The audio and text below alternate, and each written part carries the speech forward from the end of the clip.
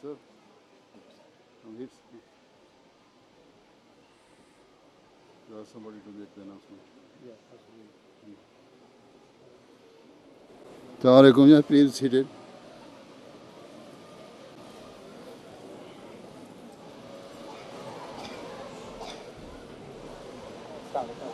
Waalaikum. Assalamu alaikum. Assalamu alaikum. We gaan ons programma starten met de recitatie van Heilige Koran.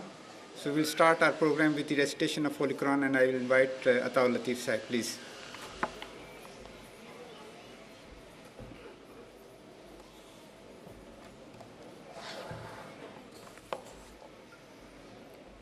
أعوذ بالله من الشيطان الرجيم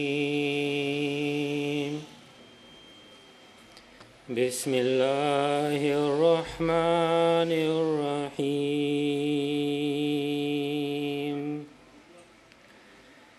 يا أيها الناس إنا خلقناكم من ذكر وأنثى وجعلناكم شعوبا وقبائل لتعارفوا إن أكرمكم عند الله أتقاكم إن الله عليم خبير. Ik zoek toevlucht bij Allah tegen Satan de verworpene. In naam van Allah, de barmhartige, de genadevolle. O mensdom, wij hebben u uit man en vrouw geschapen. En wij hebben u tot volkeren en stammen gemaakt, opdat gij elkander moogt kennen. Voorzeker, de godvruchtigste onder u is de eerwaardigste bij Allah. Voorwaar, Allah is alwetend, alkennend.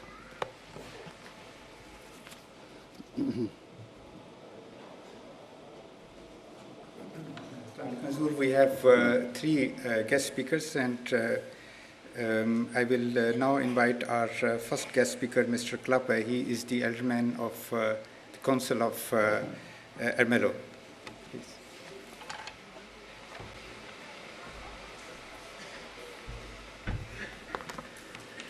Dank u wel. Ik voel me heel erg vereerd dat ik hier u mag toespreken als gast vanuit Ermelo.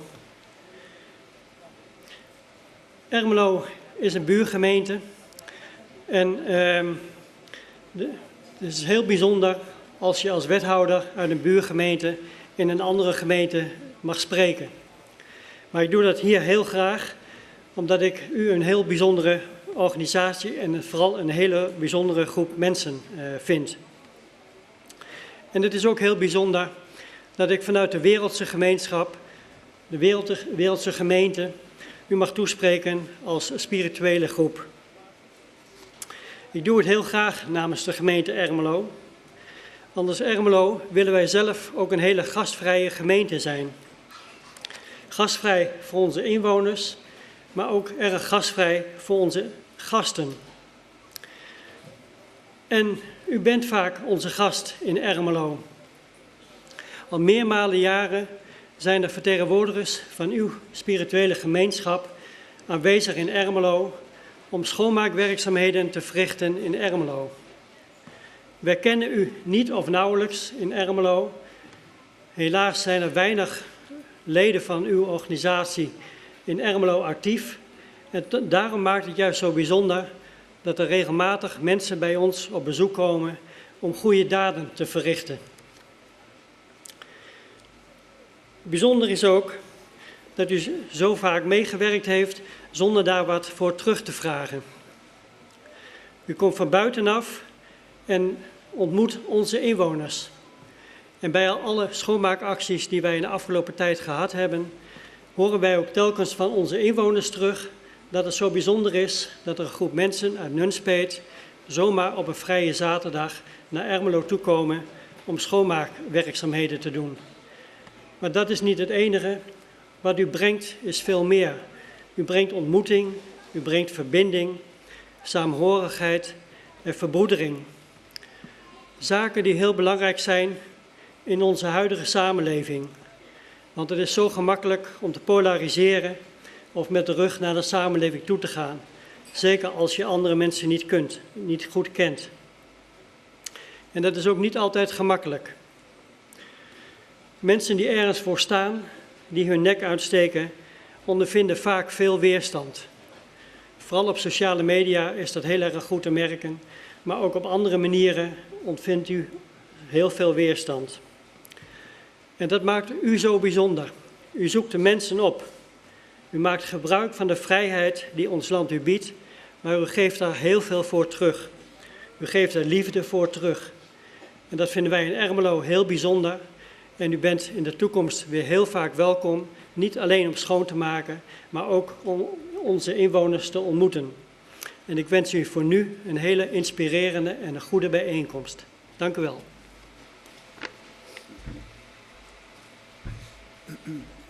Hazrat, Mr. Klappe has just thanked for being here and for invited here to speak to this extraordinary special gathering.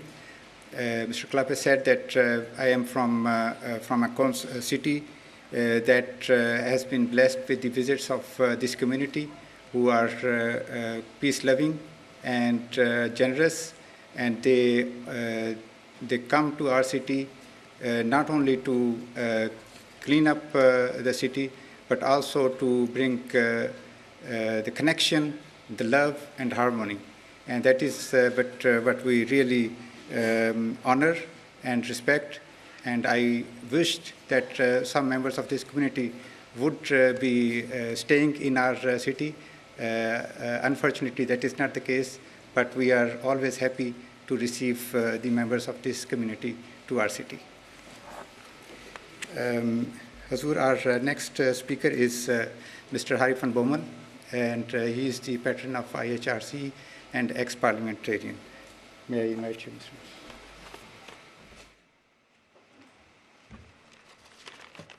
Assalamu alaikum.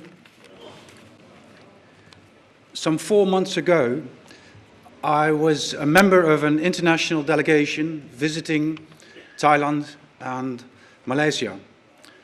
We were on a mission for the International Human Rights Committee, trying to investigate the life of Ahmadis who have fled from Pakistan to Thailand and Malaysia. And this afternoon, I would like to share some of the conclusions that we have written down in our report that was presented 3 weeks ago in The Hague. We presented it to the Dutch Parliament, to press, and to other people who were interested in the fate of Ahmadis who have fled Pakistan. It is important to realize that both Malaysia and Thailand are not signatories to the UN Treaty of Refugees of 1951. And this means that UNHCR, the organization that gives shelter and fights for the rights of refugees, has no position in these countries. Refugees are not recognized as formal international status of refugees, and therefore they get no protection from the local government, they get no rights from the national government. And this means that after a period of 3 months in these countries, these refugees can be arrested and brought to a detention center, sometimes for years.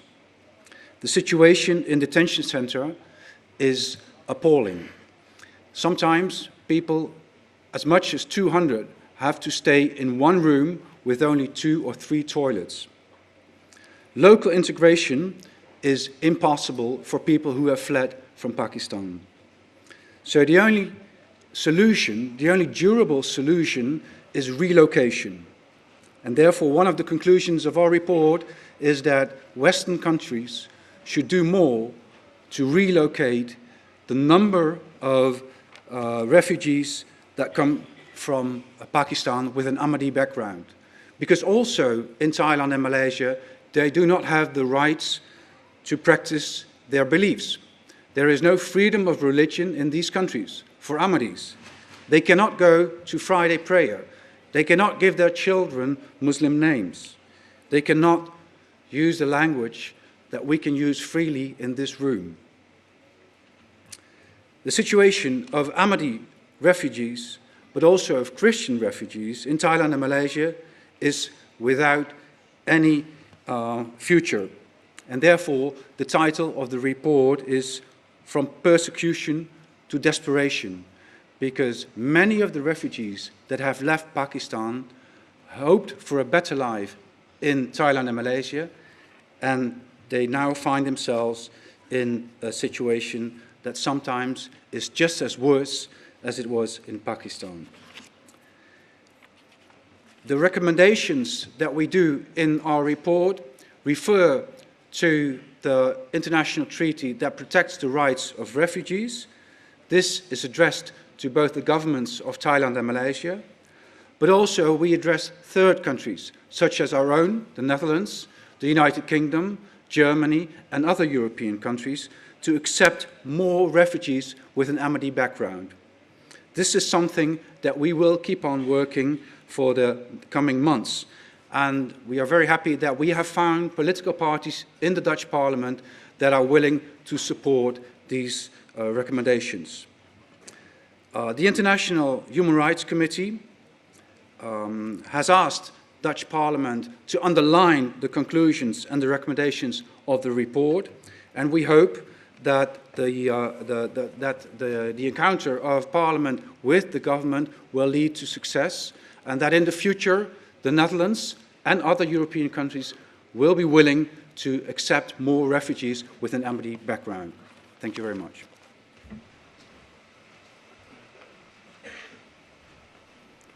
Thank you very much, Mr. Hari van Bommel.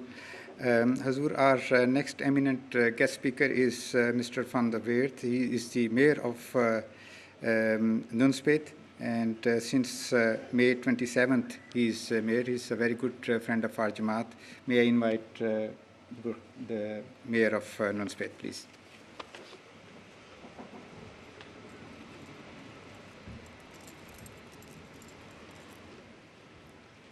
Goedemiddag allemaal. Namens de gemeente Nunspeet mag ik u van harte welkom heten hier op deze bijeenkomst in Nunspeet. Heel blij dat jullie allemaal hier naartoe gekomen zijn. Zojuist heeft de wethouder van Ermelo, onze buurgemeente, al iets uitgelegd hoe jullie in onze samenleving staan. Hoe jullie bezig zijn om goede dingen te doen in die samenleving en proberen te zorgen die ontmoeting tot stand te brengen. Ook in Nunspeet doe je dat heel trouw.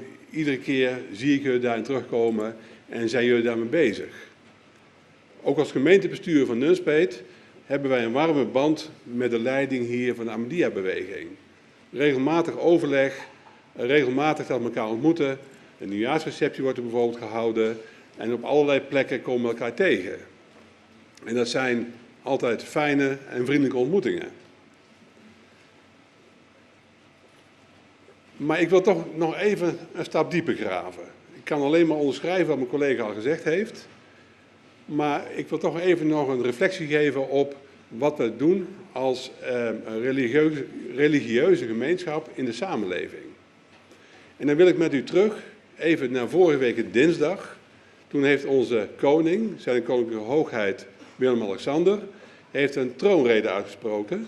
En in die troonrede heeft hij de parlementariërs van Nederland toegesproken.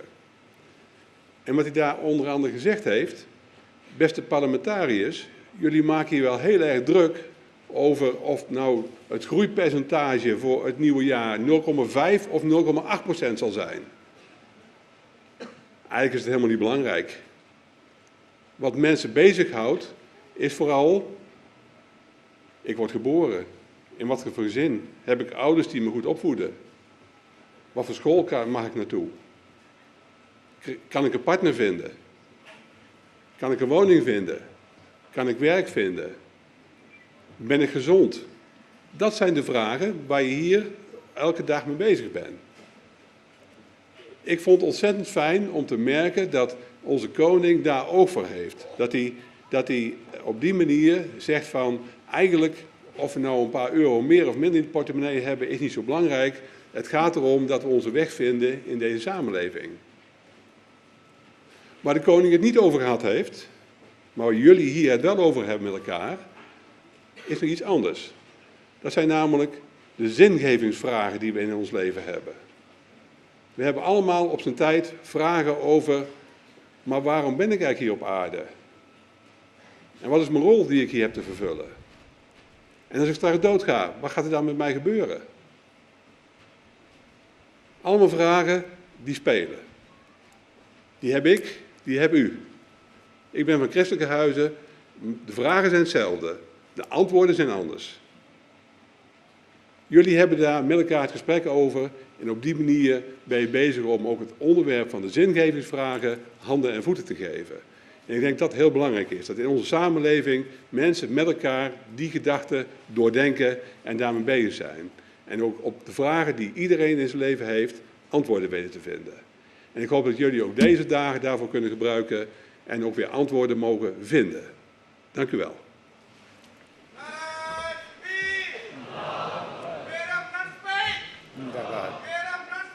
Zindabad.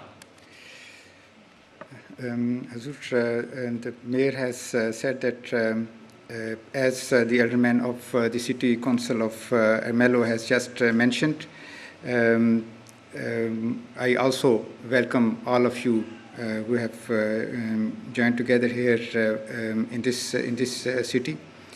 And my feelings are the same as the alderman of city of Ermelo has said, that you people are connecting the societies, connecting the people in the city. You people are the people who spread love and harmony in the society, and that is something that is desperately needed in these times. The mayor said further that it is. Then I will take a step deeper. What is the role of a religion in a society?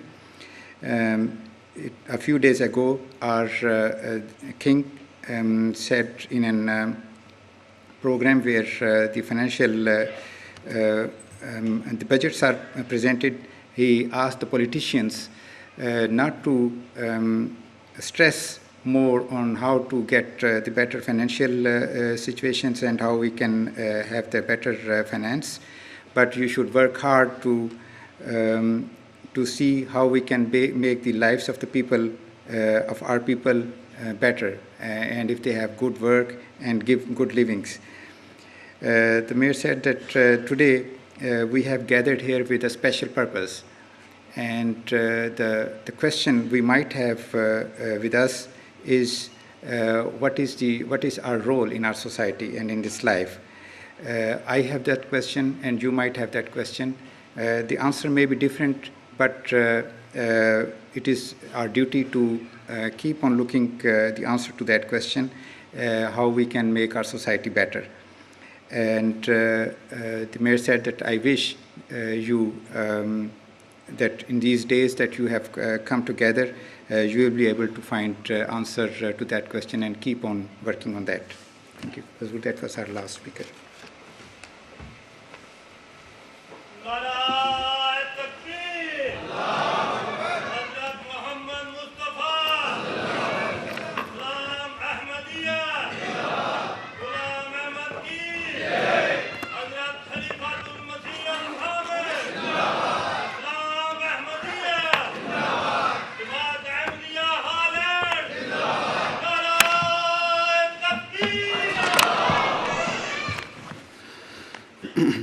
أشهد أن لا إله إلا الله وحده لا شريك له وأشهد أن محمدا عبده ورسوله أما بعد فأعوذ بالله من الشيطان الرجيم بسم الله الرحمن الرحيم. All the distinguished guests, Assalamu alaikum wa rahmatullahi wa barakatuhu. Peace and blessing of Allah be upon you all. First of all, I would like to thank all of our guests who have accepted our invitation and joined us here today. Even though much has been said against Islam and its founder in recent years, in fact, a concerted attempt has been made to spread hatred and misinformation about Islam and to malign the character of the Holy Prophet Muhammad, peace and blessing of Allah be upon him.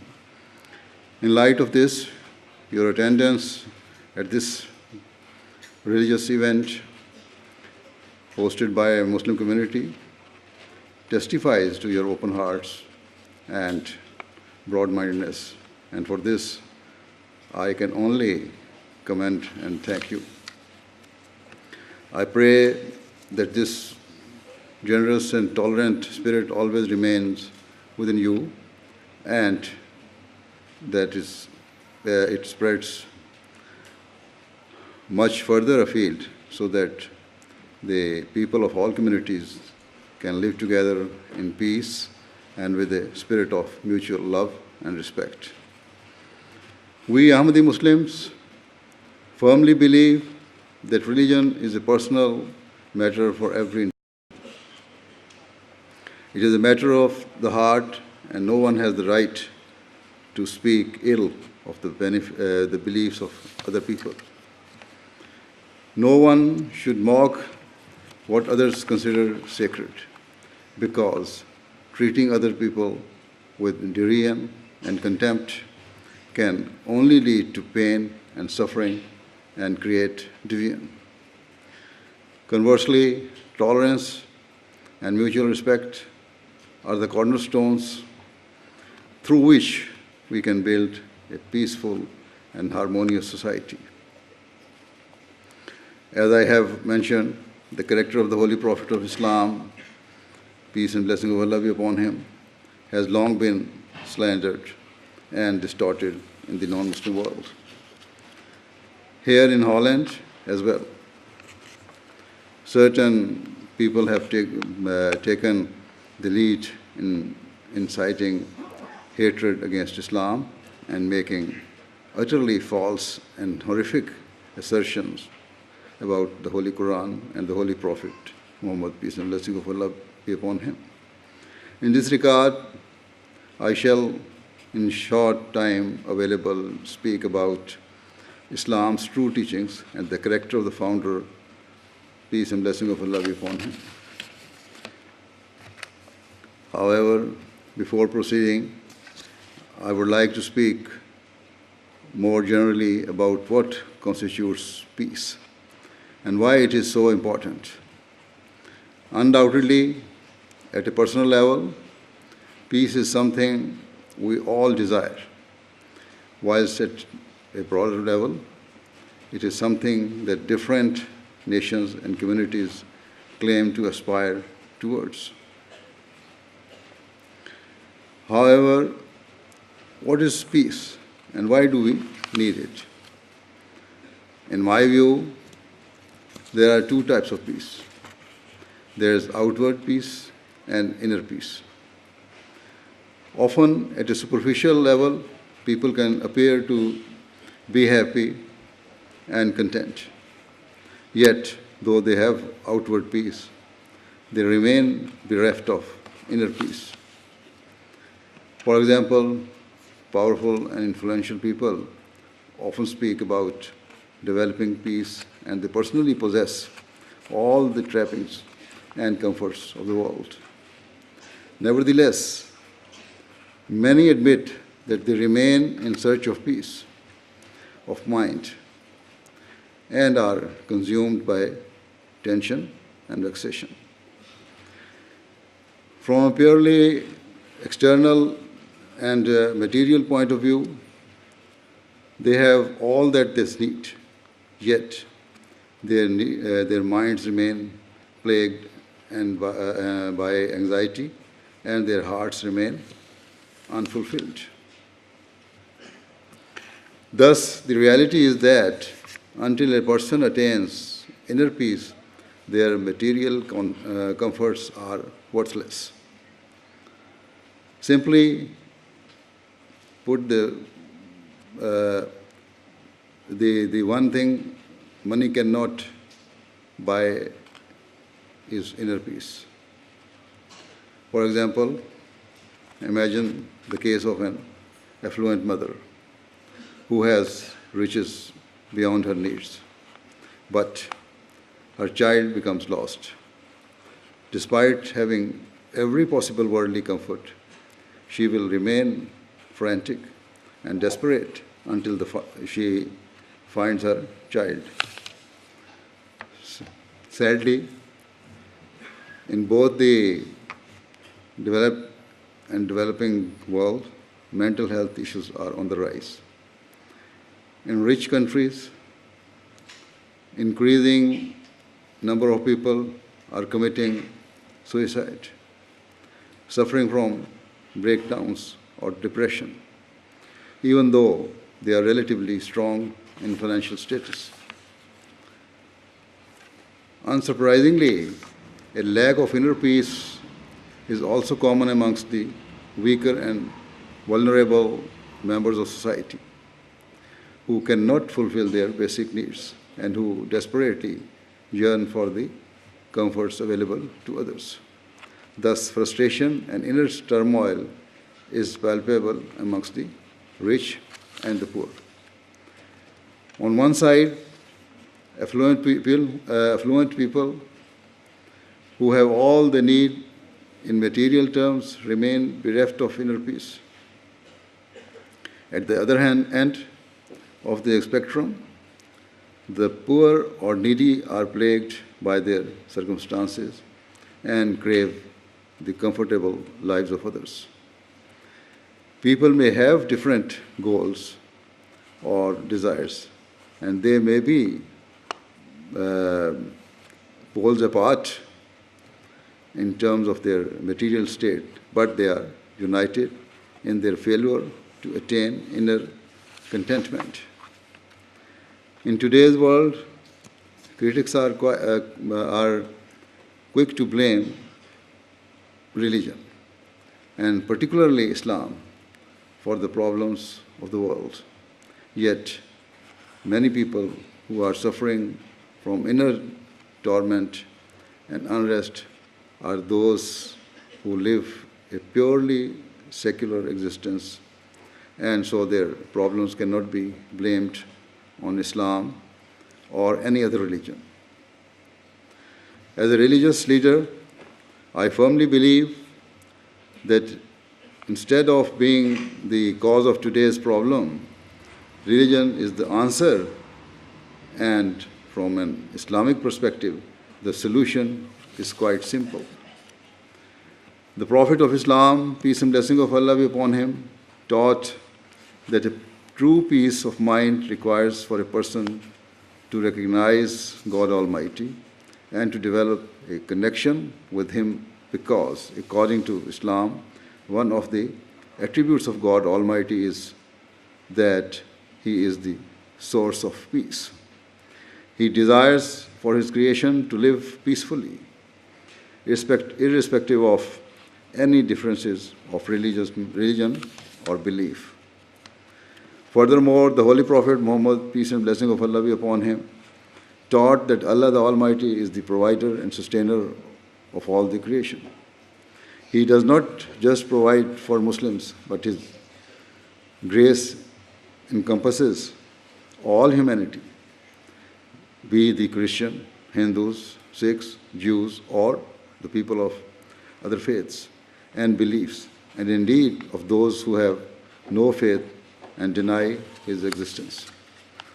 Islam instructs Muslims to emulate to the best of their abilities the attributes of God, and so the Prophet of Islam, peace and blessing of Allah be upon him, stated repeatedly that his followers must be compassionate and considerate and strive to impart peace to others. A golden principle given by the founder of Islam, peace and blessing of Allah be upon him, is that a true Muslim should like for others what he likes for himself. I believe that this simple and profound point, if acted upon, not just by Muslims, but by all people, is the means for everlasting peace in society. No doubt, everyone desires peace for themselves and their loved ones, but most people will be lying if they claim that they want their opponents and competitors to have peace and to live with contentment.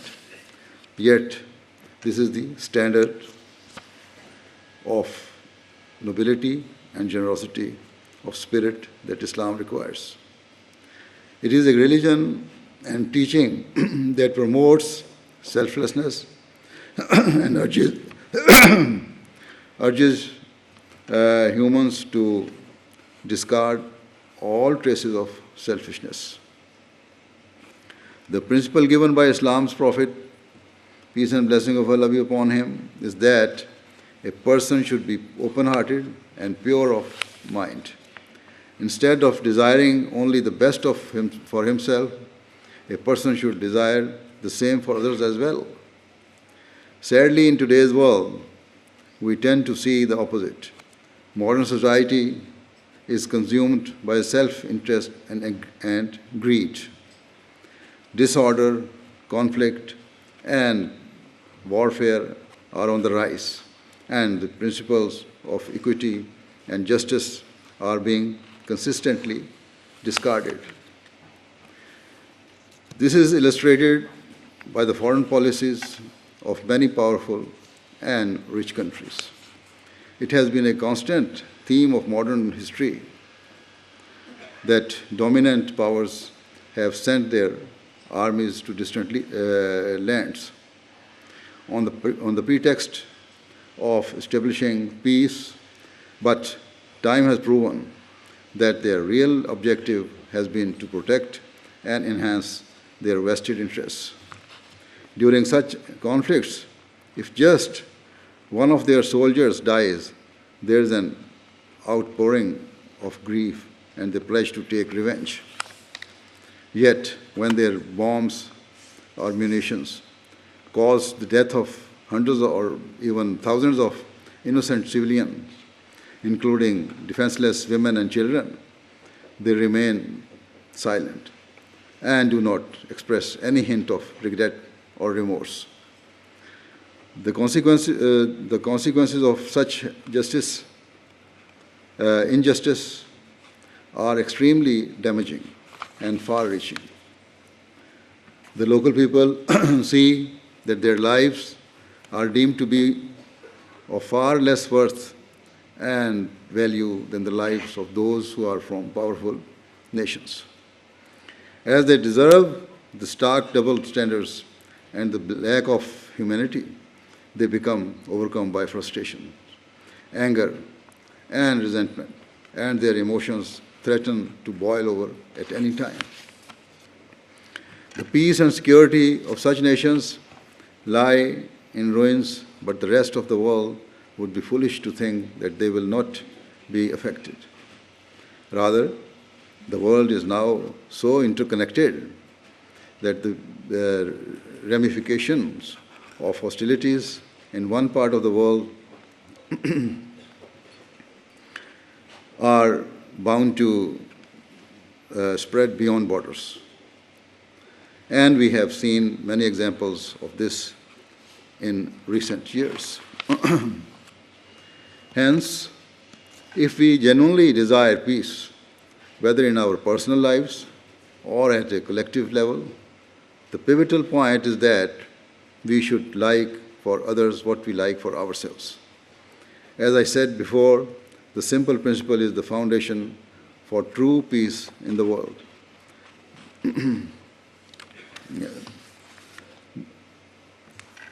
In terms of religion, the Holy Prophet Muhammad, peace and blessing of Allah be upon him, taught that developing true peace requires for mankind to turn towards God Almighty, who is the source of peace, the noble and the pure, and to try to emulate his attributes.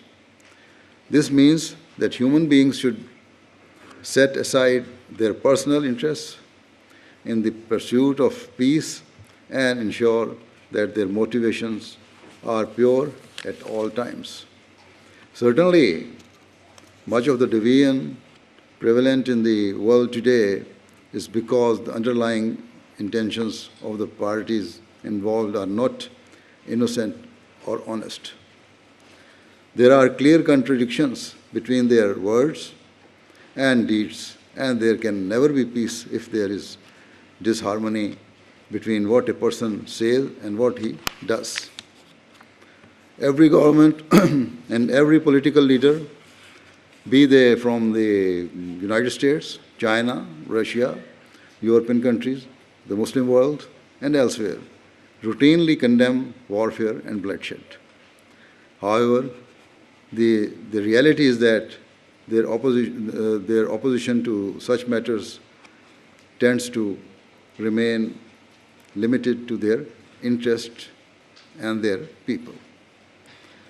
Their cries in favor of the rule of law, justice, and human rights are all too often rendered hollow when their interests are at stake. If they are attacked or their rights are usurped, they express blind fury and indignation at the injustice.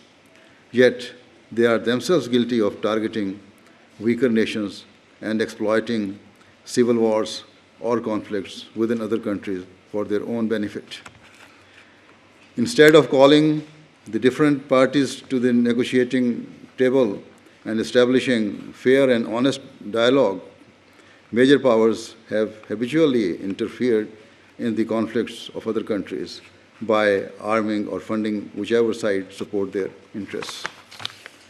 They are pouring petrol on an open flame, and the result is that innocent people, including women, children, and the elderly, are losing their lives and observing the torment of their families. Cities, towns, and villages are being ravished and torn asunder. The only possible result is an upsurge in frustration and resentment amongst the local people, and this is something that has been all too apparent in war-torn Muslim countries in recent years. Can those external powers who prioritize their own interests really claim to be facilitating peace? Furthermore, can the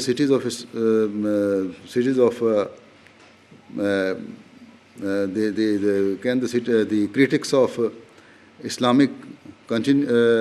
continue to lay the blame for the lack of peace in the world at Islam's door?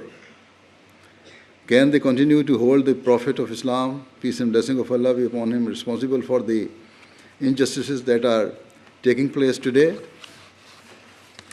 Let it be clear that the state of unrest in the world, whether in Muslim countries or otherwise, has nothing to do with the teachings of Islam. Rather, such turmoil is based on the vested interests and selfish ways of certain leaders or corrupt governments on the one side and rebel, insurgent, or separatist groups on the other. It is caused by the brutal acts of terrorists and extremist groups who seek only enrichment or power. The center of today's disorder may well be Muslim countries, but no one can deny that non-Muslim countries have inflamed the situation rather than resolve it.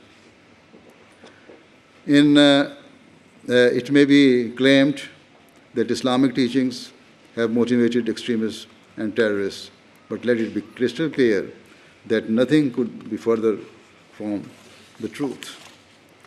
As I said, the Prophet of Islam, peace and blessing of Allah be upon him, taught that Allah the Almighty is the source of peace and the provider and sustainer of all mankind. Even in the Holy Quran, it is written as well, in the first chapter of the Holy Quran. Thus, how could it be possible for him to promote intolerance or to sow the seeds of division in society? Rather, throughout his life, he promoted interfaith harmony and emphasized the need for peace at every level of society, from the basic domestic family unit all the way to international relations. This was not just his teaching, but was also his practice. From the outset, the Holy Prophet of Islam, peace and blessing of Allah be upon him, conveyed a message of peace and promoted a tolerant and inclusive society. He proclaimed that God Almighty desired for all people, irrespective of their ethnic background or beliefs, to live in peace and for human values to be recognized and upheld. It is often alleged that the early Muslims engaged in warfare or were intolerant of the beliefs of others. Yet, a fair-minded review of Islamic history proves that these are completely unjust and false accusations. When Islam was founded, the early Muslims were themselves the victim of merciless persecution in Mecca. Some were brutally martyred, others were savagely tortured, but the Muslims remained patient and never retaliated. After bearing the most horrific imaginable cruelties, some of the vulnerable Muslims migrated to the land known today as Ethiopia. Yet, still the opponent of Islam did not let them live in peace. Rather, they followed them and presented themselves before the king of the land and pleaded with him to banish the Muslims and force them to return to Mecca so they could continue to persecute them and ensure that Islam did not spread. The disbelievers of Mecca told the king that the Muslims had established a new faith and had condemned idol worship. They claimed the Muslims spread disorder and disturbed the peace of society. Upon being instructed by the king to present their defense, the Muslims declared their beliefs in the one God who was the creator of all creation. They worshipped him alone, but at the same time sought peace with all people and communities and believed that people of different faiths and beliefs should respect one another. They expressed their beliefs that the mighty and rich should not trample upon the rights of the weak and underprivileged, whilst the poor and deprived should not bear hatred for those who were better off. The king asked the disbelievers if the Muslims had ever waged war, whether they lied, if they broke their pledges, or incited rebellion. In reply, the opponents of Islam were forced to admit that Muslims were innocent of all charges. Despite their hatred for the Prophet of Islam, peace and blessing of Allah be upon him, and his followers, and despite their intense desire to finish Islam, the people of Mecca testified to the fact that the founder of Islam, peace and blessing of Allah be upon him, had never spoken an untruth, had never broken a promise, and nor had he ever acted with cruelty or injustice. They were forced to admit that the Holy Prophet of Islam, peace and blessing of Allah be upon him, and his followers were those who only ever sought to spread love and affection in society and who peacefully propagated their belief in the unity of God. At all times, the Prophet of Islam, peace and blessing of Allah be upon him, remained patient, even in the face of the most cruel and barbaric oppression.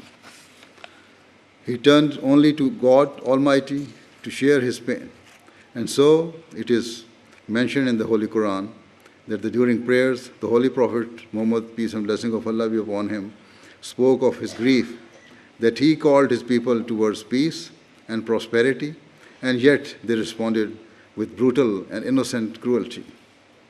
Despite their brutalities during the Meccan period, the Prophet of Islam, peace and blessing of Allah be upon him, never raised his sword against those who persecuted the Muslims. Nor did he ever stop cooperating with the authorities of Mecca or incite any form of revolt.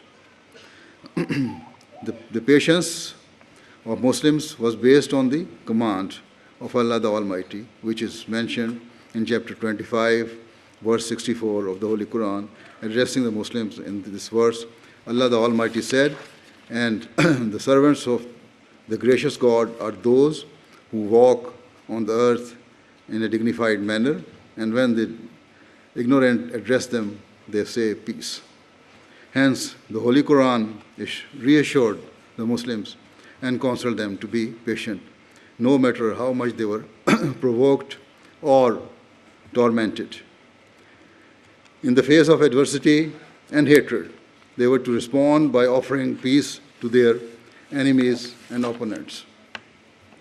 Consequently, where the early Muslims were tortured, vilified, and maligned, they remained patient on the command of God Almighty, disregarding a natural inclination for revenge and living up to the standard of liking for others what you like for yourself.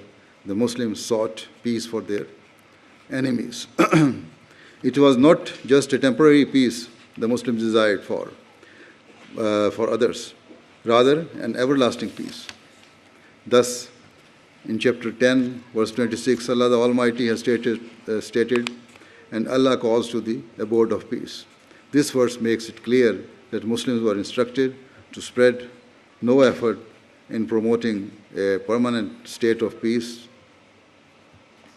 to spare no effort to promoting a permanent state of peace and harmony and to bring people together. Yet, the bitter persecution continued for years. And finally, when their cruelties exceeded all bounds, the Prophet of Islam, peace and blessing of Allah be upon him, and his followers migrated to the city of Medina. Still, the opponents of Islam did not let them live in peace. Rather, the disbelievers of Mecca pursued them and soon waged war against the Muslims. Only then, after years of bearing hateful persecution, and after having been driven out of their homes, did God Almighty permit the Muslims to respond with force and to defend themselves. Here it is very important to note that permission to fight back was not given just to defend Islam or Muslims. Rather, the Holy Quran states in chapter 22, verse 40 to 41, that permission to fight back was given to defend the institution of religion and universal freedom of belief, as those were the real targets of the opponents of Islam. It should also be clarified that the Holy Prophet of Islam, peace and blessing of Allah be upon him, instructed his followers to abide by the strictest possible rules of engagement. For example, he ensured that prisoners of war were treated with compassion and freed wherever possible. He instructed that no child, woman, elderly person, or sick person was to be targeted, nor were places of worships or religious leaders to be attacked. Further, he instructed that if the opponents of the opposing side even hinted towards reconciliation, their gesture was to be immediately accepted, so that no opportunity for peace was lost. It is also of note that where it is commonly suggested that the early Muslims were belligerent or bloodthirsty, today several Western and non-Muslim historians admit that it is wholly inaccurate. In fact, the research shows that the number of people who lost their lives in all of the wars fought in the period of the early Islam was a fraction compared to the number of people who died at the hands of single bombs in the modern era. Therefore, rather than seeking conflict or fostering hatred, Islam has only ever instructed Muslims to knock down the walls of hatred and hatred that divide mankind to build bridges of love and compassion in order to unite it.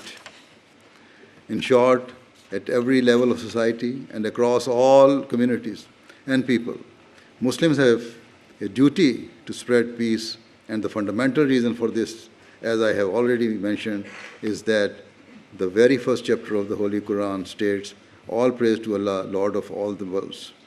Accordingly, where God Almighty is the provider and sustainer for all mankind, it's simply not possible for true Muslims to bear hatred or ill will towards their fellow creation. Rather, our hatred can only be filled with sentiments of love, compassion, and sympathy for others. Of course, as practicing Muslim, we have our religious beliefs. We believe that God is one and that it is our duty to turn to Him and to worship Him alone. Yet, we also firmly abide by the timeless precept of the Holy Quran that there should be no compulsion in religion.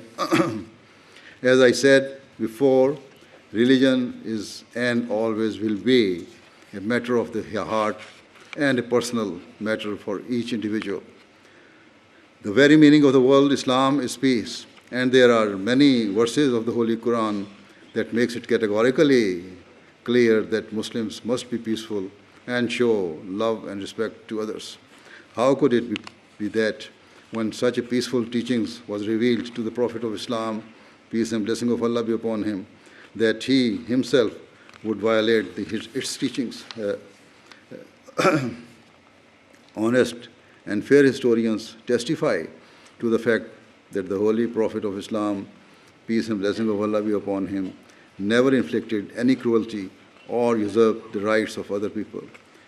At every juncture, he taught peace, forbearance, and fulfilling the rights of mankind. And certainly, his teachings are our inspiration. We proudly proclaim to be the followers of that noble prophet who the Holy Quran declared a mercy of mankind, for mankind. This is the reason that the Ahmadiyya Muslim community raises the slogan of love for all and hatred for none. At this time of strife and division, our message is that all nations and all people must urgently strive for peace. The fierce critics of Islam should recognize that instead of targeting their bile and venom towards Islam and its noble prophet, peace and blessing of Allah be upon him, they should eradicate the traces of bias, prejudice, and self-interest. Otherwise, disorder and hatred in the world will continue to escalate. Frustration and anger amongst those Muslims who are uneducated or ignorant of the true teachings of their religion will rise to the surface, not only amongst the Muslim community, but across society. Wherever young people are left hopeless and frustrated, they become easy prey for hateful clerics or extremists who poison their minds. We must guard against this, otherwise the bitter cycle of hatred that has darkened the modern world will continue to turn. Peace within Muslim societies and in the wider world will become an ever more distant dream. As I said at the outset, it is the need of the time that we all join together and instead of inveighing against one another religious sentiments we join forces and work towards building a better future for our children and future generations. Let us set aside our differences and work faithfully towards developing true and sustainable peace in the world. Let us respect one another and strive to build a better society founded upon principles of unity and the common good. May Allah the Almighty enable us all to do this. Thank you very much.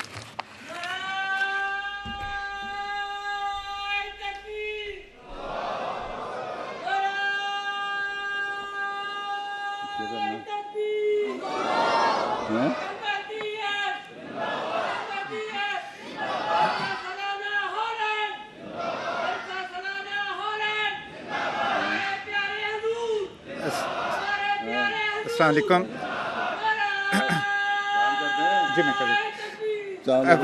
Wij gaan deze sessie zo meteen sluiten met stille gebed. Dat zal zijn heiligheid ons inleiden. U mag op uw eigen manier die gebed doen. Please silent prayer.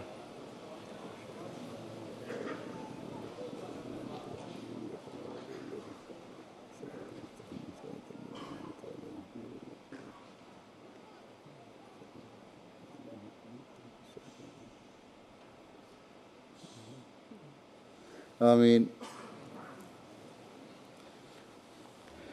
No,